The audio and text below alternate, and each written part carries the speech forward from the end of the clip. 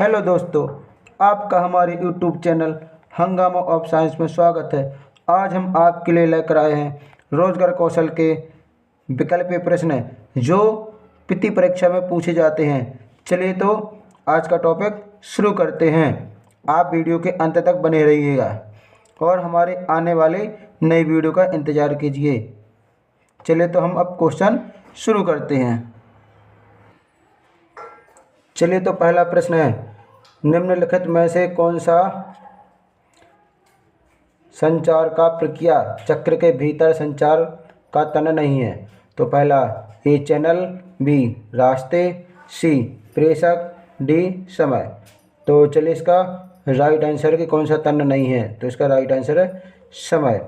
Channel, रास्ते और प्रेषक ये सभी इसके साधन है, बाकी समय इसका साधन नहीं है। चलिए अगला क्वेश्चन। अगला प्रश्न है 2, आपको कार्यस्थल पर छुट्टी के लिए आवेदन करना है। कार्यस्थल पर क्या करना है? आपको छुट्टी के लिए आवेदन करना है। आप संचार का कौन सा तरीका अपनाएंगे? चलिए तो इसका option A email, option B poster, option C समाचार पत्रिका, ऑप्शन डी ब्लॉग। तो इसका राइट आंसर है हमारा कौन सा? ईमेल। हम किसके द्वारा करेंगे?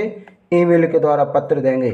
यदि हमें अपने काम करने वाले स्थल से छुट्टी के लिए आवेदन करना है तो हम संचार के लिए ईमेल का इस्तेमाल करेंगे। चलिए अगला प्रश्न है 3, किस क्रिया द्वारा प्रेषक अपने संदेश भेज सकते हैं? तो ये बताना कि जो प्रेषक होता है वो किस क्रिया के द्वारा अपना संदेश भेज सकता है। तो चलिए इसके ऑप्शन है ए इशारे, बी बोलना, सी पढ़ना और डी लेखन। तो प्रेषक जो संदेश भेजेगा वो किसके द्वारा भेजेगा? तो इसका राइट आंसर हमारा कौन सा है? पढ़ना। वो पढ़कर संदेश भेजेगा। जो भी संदेश जाएगा वो रीडिंग में जाएगा और उसे वो पढ़ेगा।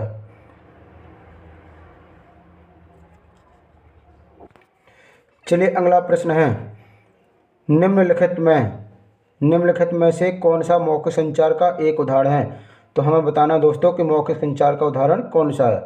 तो ए समाचार पत्र, बी अक्षर, सी फ़ोन कॉल, डी ईमेल।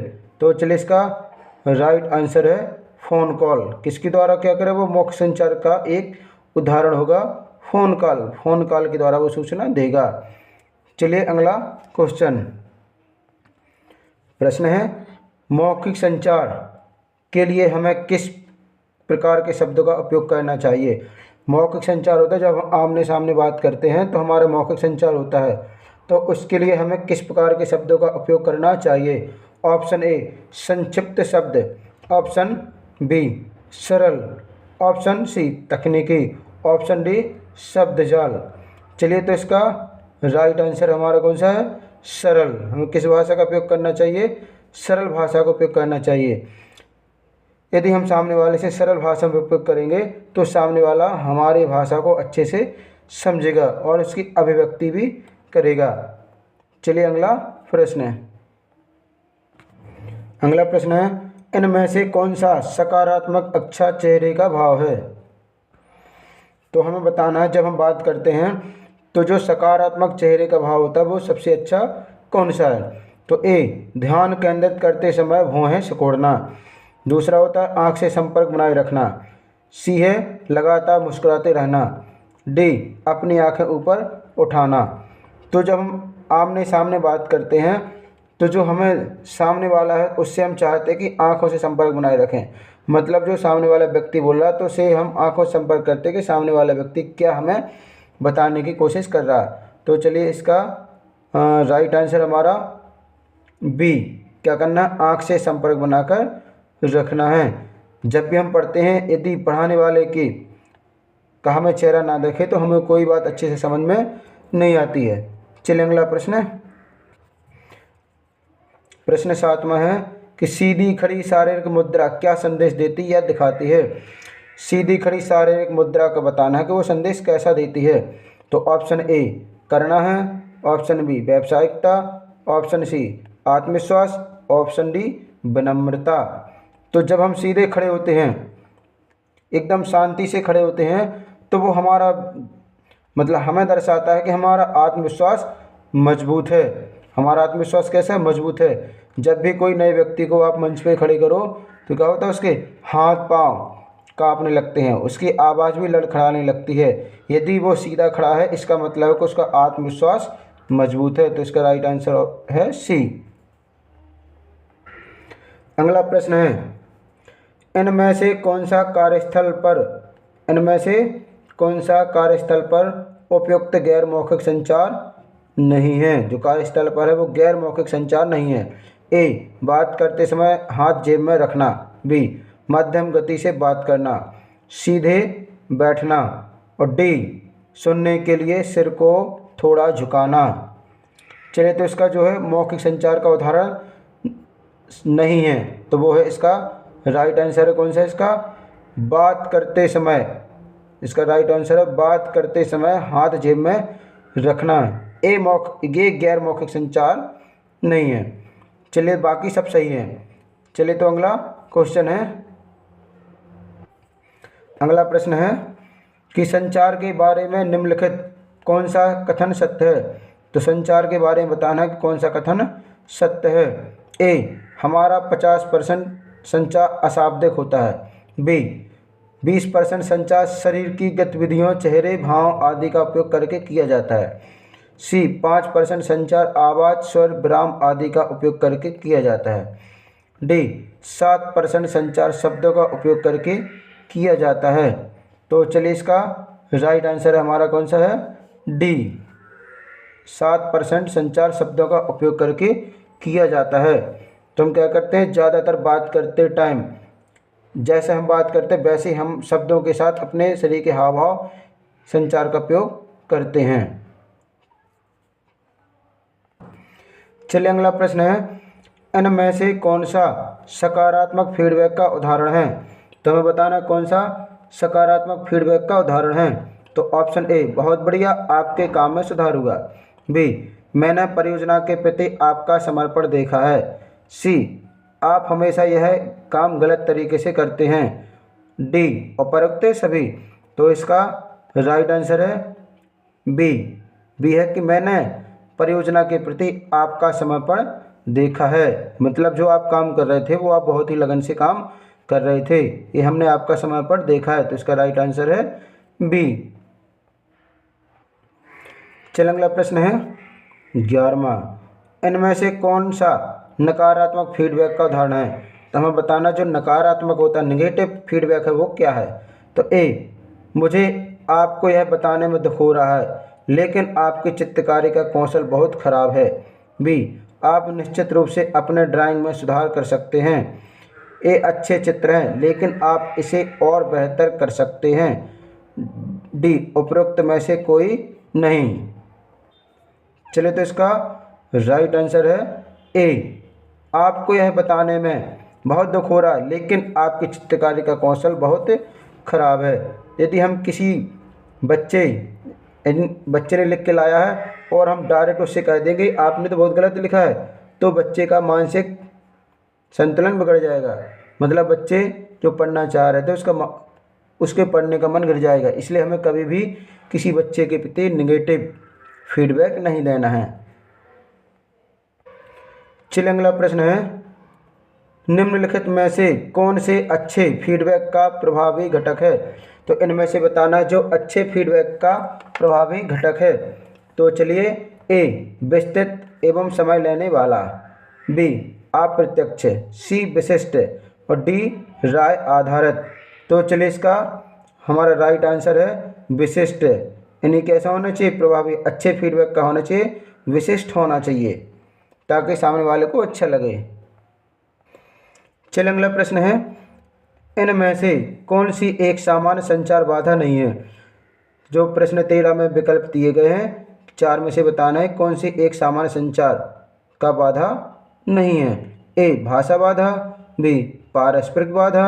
सी, विषम बाधा। डी, संगठनात्मक बाधा।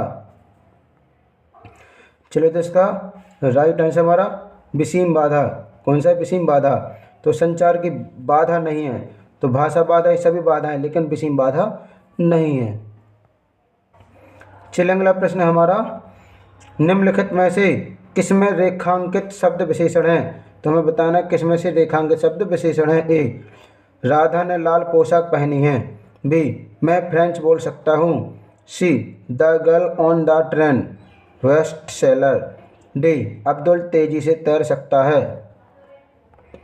चलिए, तो इसका राइट आंसर हमारा कौन सा है कि ए, राधा ने लाल पोशाक पहनी है रेखांकित शब्द का विशेषण है। कौन सा है कि राधा ने लाल पोशाक पहनी है। चलिए अगला क्वेश्चन। चलिए प्रश्न 15वां। इनमें से कौन सा वाक्य सही ढंग से बड़ा लिखा गया है? यानी जो वाक्य वो सही ढंग से बड़ा लिखा गया है। चलिए, तो ए, रवि और मैं फिल्म देखने जा रहे हैं। तो पहला ऑप्शन है कि रवि और मैं फिल्म देखने जा रहे हैं। बी, सलीम जुलाई में भारत आ रहा है। सी, बाघ एक शक्तिशाली जानवर है। डी, वह सोमवार को जा रही है। तो चलिए, इसका तो सही ढंग से लिखा गया है, तो इसका राइट आंसर है डी, वह सोमवार को जा रही है। वह क्या है? वह सोमवार को जा रही, इसको सही तरीके से लिखा गया है। चलिए अगला क्वेश्चन। चलिए अगला प्रश्न है कि इनमें से कौन सा वाक्य सही विराम चिन्ह वाला है? तो हमें वाक्य बताना कौन सा सही विराम चिन्ह वाला है। ए, पार्टी कब है। ऑप्शन बी, मैंने नाश्ते में ब्रेड आमलेट और केला खाया। ऑप्शन सी, मैं अपनी पहली विदेश यात्रा को लेकर बहुत उत्साहित हूँ। डी, यह अब्दुल की नोटबुक है। चलिए, तो इसका राइट आंसर है डी। तो जो सही विराम चिन्ह वाला है वो कौन सा है? यह अब्दुल की नोटबुक है। बाकी पार्टी कब है इसमें लिखा कि नहीं है किसकी पार्टी है। मैंने नाश्ते में ब्रेड, ये भी क्या है? अशुद्ध लिखा हुआ है। सी, में विदेश यात्रा को लेकर बहुत उत्साहित हूँ, ये भी गलत है। तो इसका राइट आंसर हमारा डी, यह अब्दुल की नोटबुक है। चलिए अगला प्रश्न है, इनमें से किस वाक्य में आप क्रिया विशेषण पा सकते हैं? तो हमें ऐसा वाक्य बताना है जिसमें हम क्रिया विशेषण को देख सकते हैं। तो ए, दिव्या हर दिन दूध पीती है। बी, संजय ने मुझे एक नया पेन उपहार में दिया। सी, मैंने दरवाजे का ताला खोला। डी, गीता की लंबाई 5 फीट है। तो चलिए, इसका राइट आंसर है कि दिव्या हर दिन दूध पीती है। हमें क्रिया विशेषण बताना है। क्रिया का विशेषण यानी वो क्या करती है? पीना तो क्रिया हो गई, अब क्या पीती है? हर दिन मतलब प्रत्येक दिन है, तो दूध पीती है। तो इसका राइट आंसर हमारा ए ऑप्शन सही है। चलिए अगला प्रश्न है 18वां। वाक्य में आप प्रत्यक्ष वस्तु की पहचान करें। जो वाक्य है उसमें आप प्रत्यक्ष वस्तु की पहचान करना है। बैंड ने दर्शक के लिए संगीत बजाया। तो बैंड वाले ने क्या किया? संगीत, दर्शकों के लिए संगीत बजाया। Option A, band. Option B, खेला।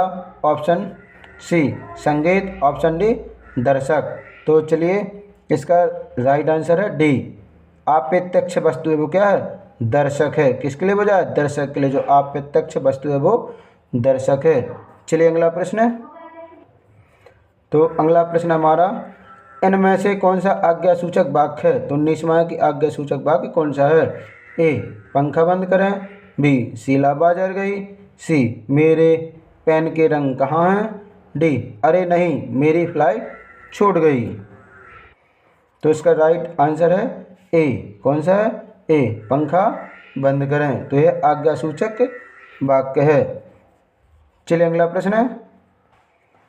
प्रश्न है 20वां और आज इस चैप्टर का अंतिम। इनमें से कौन सा वाक्य सक्रिय आवाज़ में है? तो कौन सा वाक्य जो सक्रिय आवाज़ में है? ए, वे एक फिल्म देख रहे हैं। बी, कार की मरम्मत राजू ने की थी। सी, वह किताब पढ़ रहा है। डी, चोर का पीछा एक पुलिसकर्मी कर रहा है।